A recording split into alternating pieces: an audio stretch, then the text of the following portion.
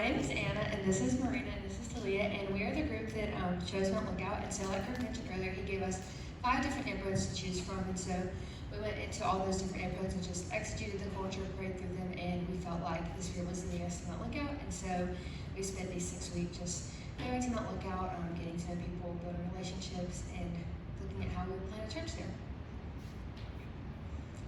So this is just kind of what, so you mentioned earlier, our training that we did. So this is like the trade craft that we did.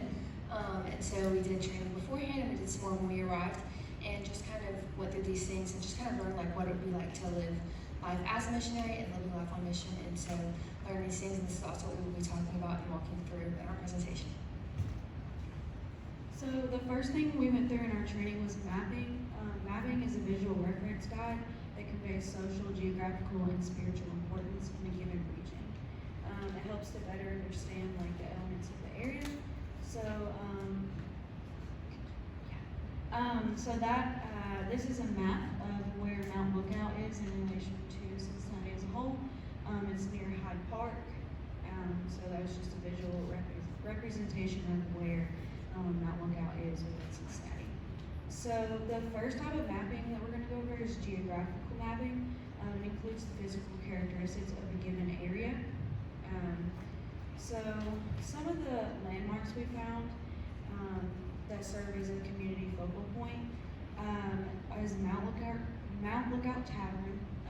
It's a local restaurant that the locals in Cincinnati frequent a lot. The Cincinnati Observatory is another one. It's the oldest professional observatory in the U.S. Zips Cafe is the oldest restaurant in Mount Lookout. The Redmore is an event space that hosts many fun events for the locals. And Alt Park is the 4th largest park in Cincinnati, and it's frequented by many locals. So nodes are places where multiple paths intersect. They can be like primary junction, break in transportation, crossing paths. So our first node that we found, Lookout Joe, it's a local coffee shop that many people visit. We went there a good bit during our time, and we got to have good conversations with like the owner and patrons. The Redmore is also a node, and it's where people go on the weekends to enjoy performances. And Alt Park, many people of like all ages visit the park throughout the day. So these are 3 places that we got to go into and experience and see locals and observe culture. Okay, next we're going to be talking about social mapping. So social mapping just encompasses the types of people that live in the area, just how they interact with their culture and how they just kind of fit in with their culture and in the context of the city. So this next slide is just kind of to show you the demographic of the people who live here. And so that green is going to be people who are white. And so it is very primarily white, 87%. And so there's about 4% Asian, 4% Hispanic, 2% African American, and then 2% 2 or more races. And so primarily there are white people who live in this area. This is just a graph showing kind of the ages of people who live in Mount Lookout. This one, it kind of looks kind of confusing, but kind of those darker ones, those are all going to be people over 25. Where it drops to 4, that's going to be young adults that are our age, college students. And then the 11 and 14 that are the lighter colors, those are going to be more like teenagers and like 10 and under. And so as you can see, like there's a lot of just young adults that live that have kids that are teenagers or younger, and very few college students. This next slide is just showing kind of what the average income looks like in Mount Lookout. So a lot of people make over $150,000 a year. There are many people who have a lot of money in this area, and a lot of them pride themselves in kind of those high-paying careers that they have and use that wealth to kind of fuel their lifestyle in Mount Lookout. So we did a little bit of spiritual mapping. We thought it was really important to just find the high places and the places of worship in Mount Lookout. And there is no evangelical presence in Mount Lookout. There is only one church, which is a Catholic church and school called Our Lord Christ the King Church. It's been there for many, many years. And it doesn't seem like, we didn't go there a whole lot, but it doesn't seem to be frequented by locals. It is over by Mount Lookout Tavern in Mount Lookout Square, which is a very popular place for people to go and hang out. And so this is the only church in Mount Lookout. However, we did, one day we were at a local coffee shop, we ran into a college student who was studying her Bible, and I was like, oh my gosh, like, hey, like, can I talk to you? And maybe scared her a little bit, but I was like, where do you go to church? Like, where do people go to church here when there's no churches here? And she said, like, hey, we drive over to Hyde Park and go to Queen City Church. And I was like, oh, that's really cool. So we started looking at it and had the privilege of meeting with the pastor of Queen City Church to just ask him questions. And so Queen City Church is a non-denominational church in Hyde Park. It's about 5 minutes from Mount Lookout, and a lot of the young adults in Mount Lookout travel to go to this church. The pastor was very, just shared a lot of his story. It was very helpful, just that he's been a youth pastor for the last 14 years, but the Lord has called him to a generation, not a role in the church. He's not called to be a youth pastor, he's called to that generation. And so he, since moving to Cincinnati, has now moved up and is a pastor of this church, but it is primarily targeted towards young adults. And so there are not people really over the age of 30 that attend, it's primarily 30 and under. And so it's just really just a privilege to meet with him, and just cool to hear that's where a lot of the young adults are traveling to, but we didn't really find a church or hear of one that a lot of adults 30 and over are traveling outside of Mount Lookout to go to. So. Okay, so next is exegeting culture. And so culture exegesis is a basic missionary skill that allows us to see a people's context through spiritual eyes that discern the bridges and barriers to the communication of the gospel. So stories. So every community has a story, and so it's a missionary's job to retell people's stories back to them in light of the gospel. So we found with Mount Lookout, these people, they focus a lot on wealth and just kind of their profile and what they look like. So it's a lot of businessmen, it's a lot of lawyers, it's a lot of doctors, people with really high-paying jobs. And so we found that their profile means a lot to them, and so just kind of with their story, it's just in light of the gospel, sharing that back to them and just engaging with them. It used to be a lot of people that 65 and older, but in the last decade, a lot of newer and younger families have moved into the neighborhood. So spaces. So a lot of these spaces are older, it is an older community, and so a lot of these spaces are kind of hole in the walls, and so that's kind of what some of the locals described it as. We went and asked them hey, we're not from here, what would you recommend, a restaurant or something? And so one person recommended Zip's Cafe. We mentioned it as one of the landmarks, but it is the oldest restaurant, and so it's a hole in the wall, but it's really good, and it's been around for a while, and so they have those kinds of places in Mount Lookout.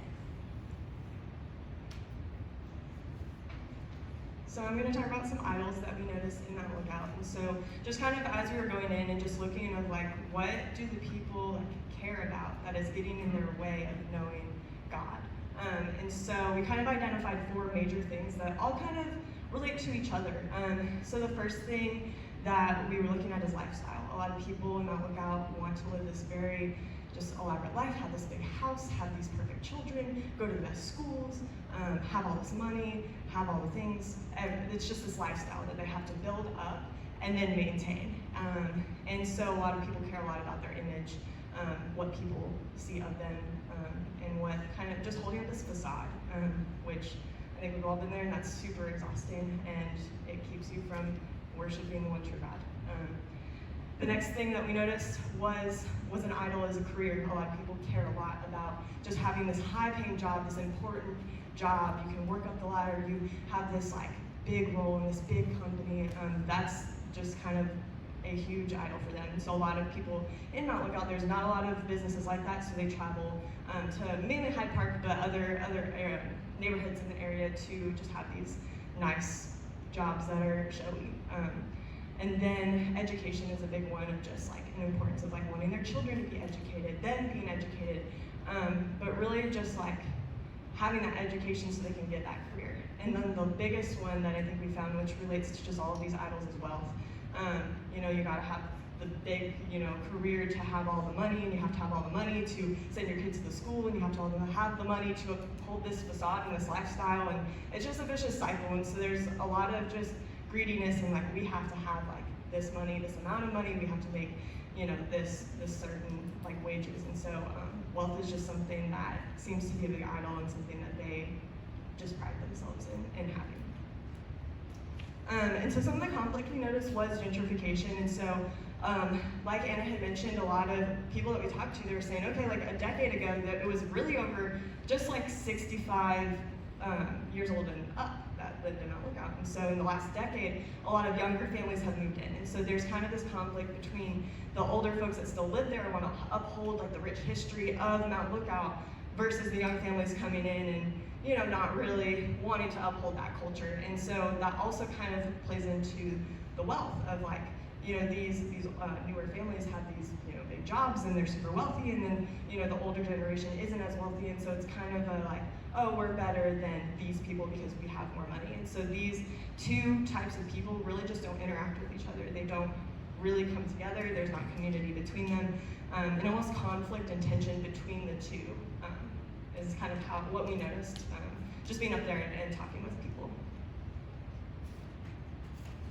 Okay, so next is building relationships, and so this is kind of like going into the community, getting to know people, building relationships with them, and then hopefully one day getting to share the gospel with them. Okay, so how to build relationships. Mount Lookout locals are probably over 45 years old, and so they have these high-paying jobs, and so it was kind of hard at first to like get in there and build relationships with people, but like the Lord really opened up doors for us and allowed us. One of the first days that we were in Mount Lookout, we went into this like boutique, and it's also a salon, and just ladies in there really like wanted to get to know us and just asked us a lot of questions about where we were from, and so we went back a bunch of different times and actually ended up buying some different things from there. And just they were super kind to us. And there was one day we hadn't really had many conversations with people, but the Lord just opened up. We had 3 conversations, and so one was the young lady that Talia mentioned that she was out there reading her Bible, and then we also talked to the owner of Lookout Joe, that coffee shop, and spoke with him. And then we talked to a drummer of a Cincinnati cover band called Soul Pocket, and so we were trying to like get into the Redmore to get information about it. And he was like, oh, like, what are y'all doing? And we just kind of stopped talking, and he was like, oh, like, y'all should come to my show tonight. And so we actually ended up going to the Redmore and going to the show, and just seeing like the way that the Lord opened up those doors to build relationships, even though we were in this like older community and being young college students. The Lord really opened up those doors for us to build relationships with these people.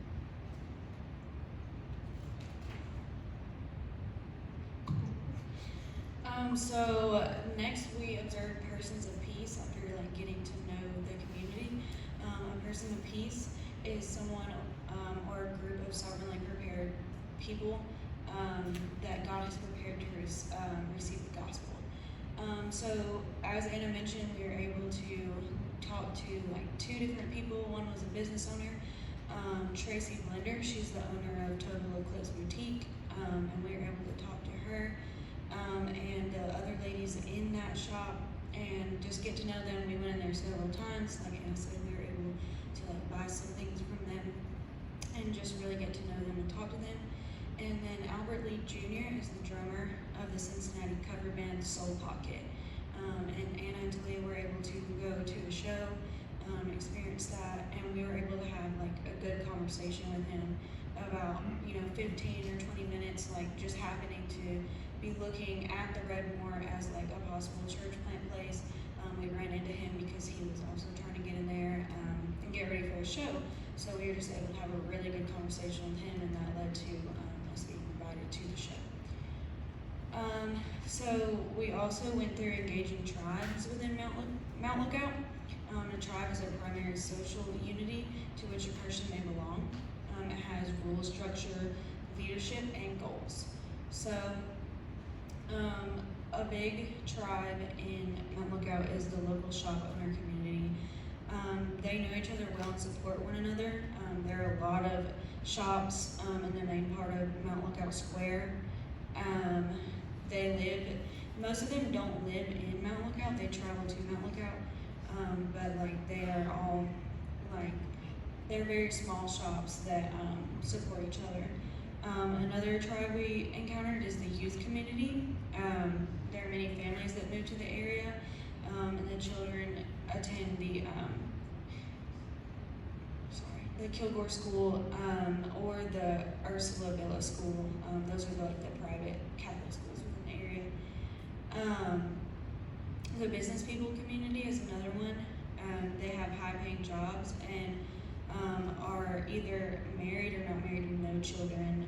A lot of these people work in Hyde Park, and they travel from Mount Lookout each day to their high-profile jobs. Another tribe was an elderly community. A decade ago, as Anna mentioned, Mount Lookout was primarily made up of elderly people, and within the last decade, a lot of families have moved into the area.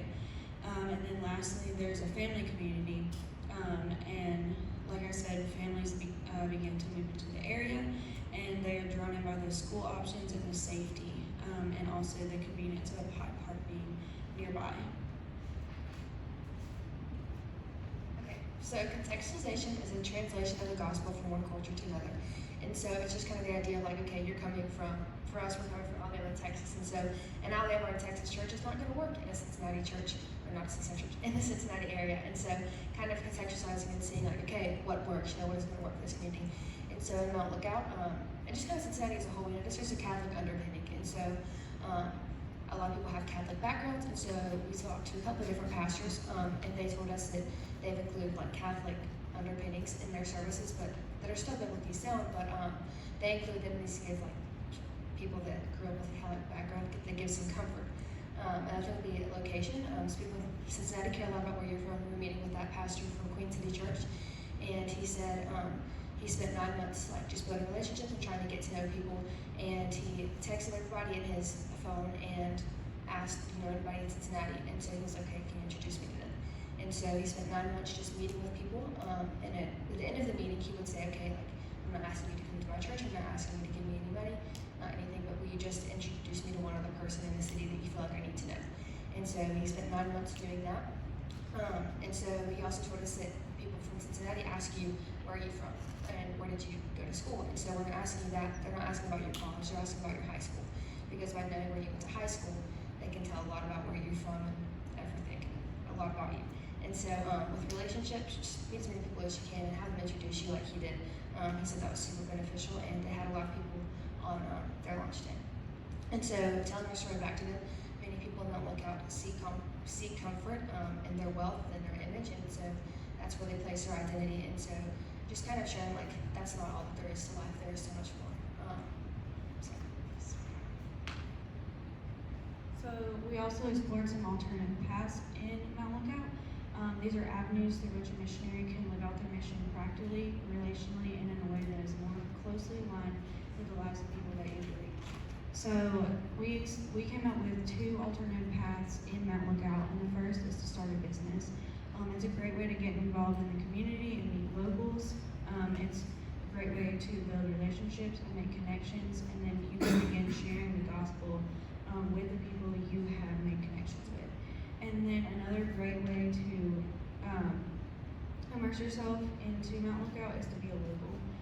You can build relationships with neighbors, coworkers, and business owners, and as you begin building relationships, you can continue to live life on mission and share the gospel with those you share life with.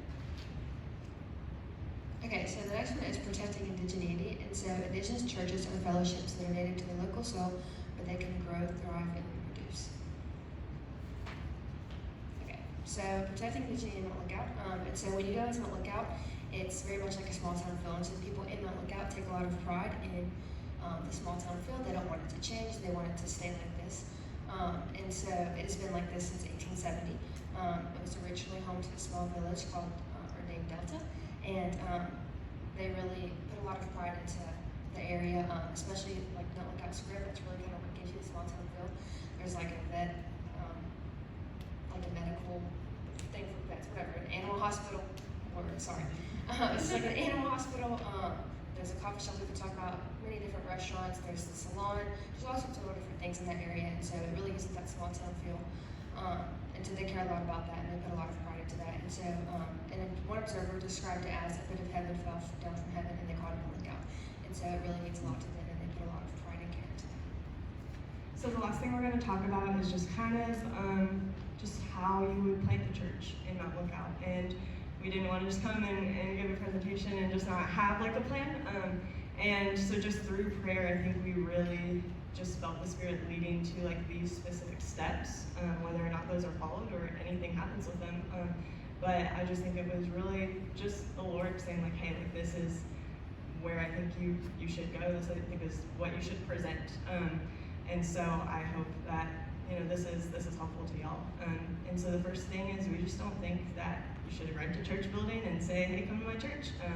People not look out. They are familiar with that Catholic church, and it is not regularly attended by many locals. And so I just think, if you said like, hey, come to my church, and you got the steeple, you got the building, and nobody would come. And so I just don't think this is the method that needs to be taken in and not look out. What we do think would be beneficial, if you can go to the next slide, Dan, thank you, is a Bible study in Lookout Joe. We spent, every time we went to Mount Lookout, we went up to Lookout Joe. It's just a really cute coffee shop, lots of places to sit. A lot of people meet there, just with their friends. We saw people doing Bible studies there, and I just feel like this would be a really good spot for, a Bible study. Just come and start engaging with the community. Like Anna said, start meeting people. Say, oh, hey, introduce me to someone in Cincinnati, and so on and so forth, and just getting immersed in the culture there and the people. And this would really just give the opportunity to engage interest and to meet more persons of peace, more people of goodwill, and really just invite them, build those relationships, and become friends with them and start doing life with them. Because one thing that we've learned a lot through our tradecraft is how much valuable is it when your best friend shares the gospel with you than some random stranger. And so I just think it would be really special if someone came into Mount Lookout, lived there, got to know them, did life with them, and said, hey, come to my Bible study, let me tell you about Jesus. And then starting to just gauge that interest and letting Lookout Joe be that just place to do that. So this is their hours. One thing to consider is a lot of the adults there have children who do sports, and sometimes Saturdays and Sundays are kind of crazy. So I just included the hours. They're not open in the evenings, really past 3, but you could do an early morning one or just a different time on a Saturday or Sunday. Yeah. So we really think this would be good for a year.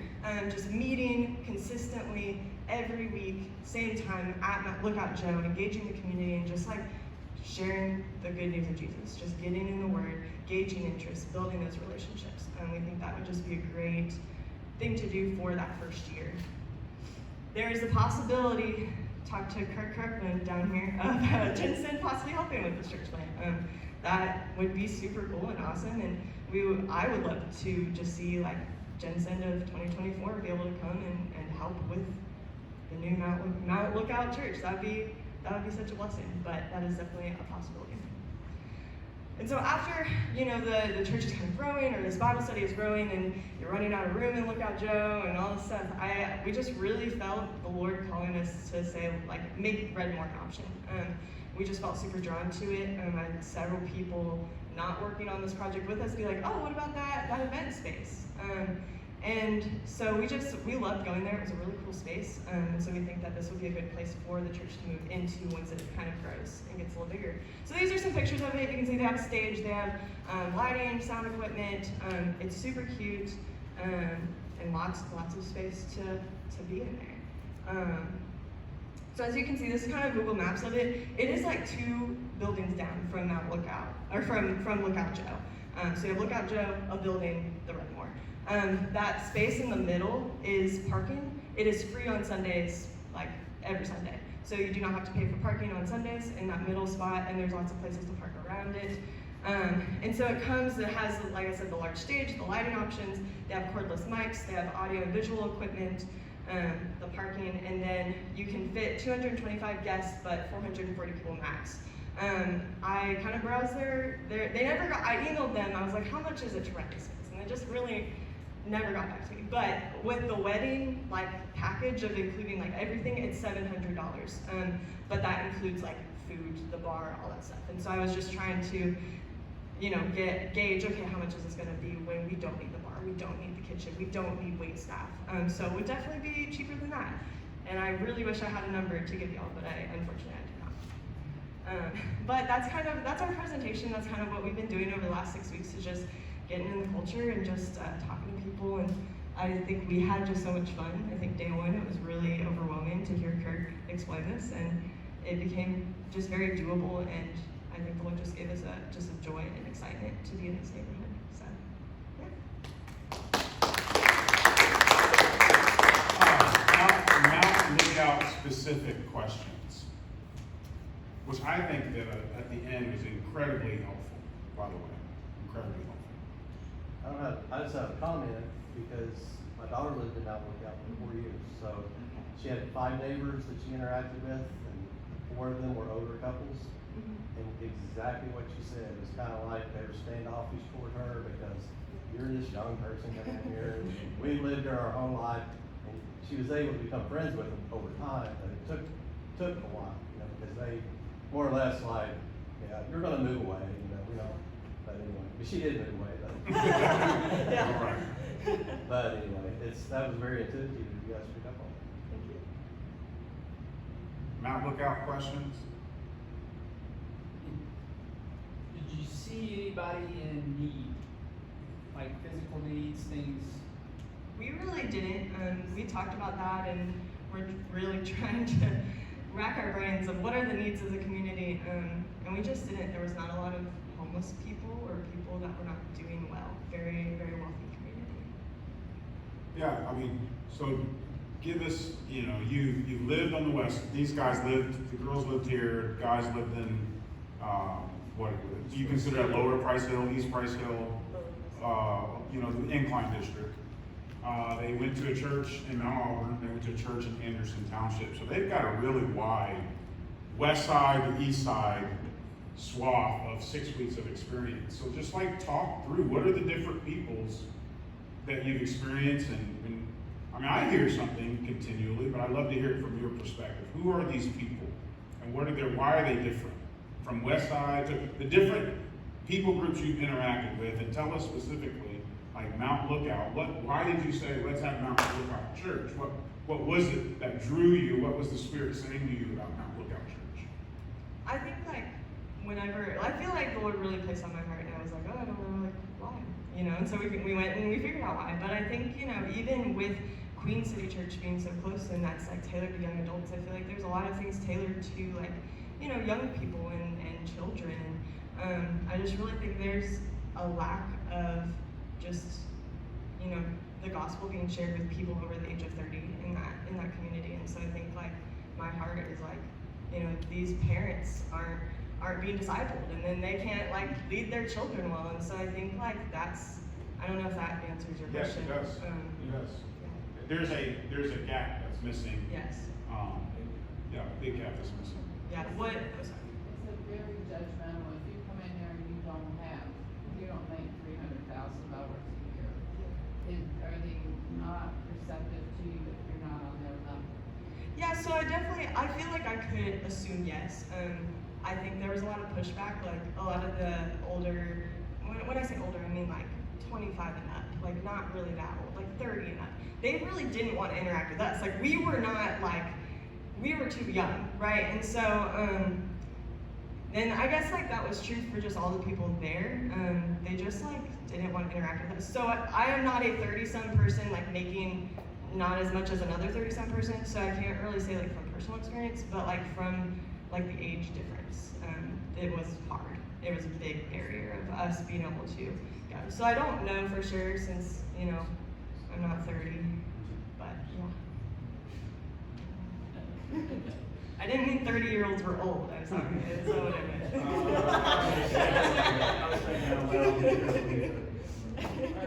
When you was in a coffee shop and you was looking across the people that was in there, was it mostly 30 and under or above 30? Was it business people? Did it look like people who was working on, what did that look like? Yeah, so there were a lot of just people working. There were some younger people that were in Lookout Joe. There's also a place called the Italian Experience across the street. And so both of those are big spots.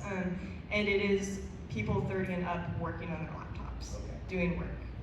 Very few times, only once did we see 2 people under the age of 25 there, which were the Christian girl that I was talking about. So you guys see a more established planter. Yes. Yeah, someone 30 or older. Yes. What about, so again, fantastic, thank you so much. You guys come down with us just for a second. So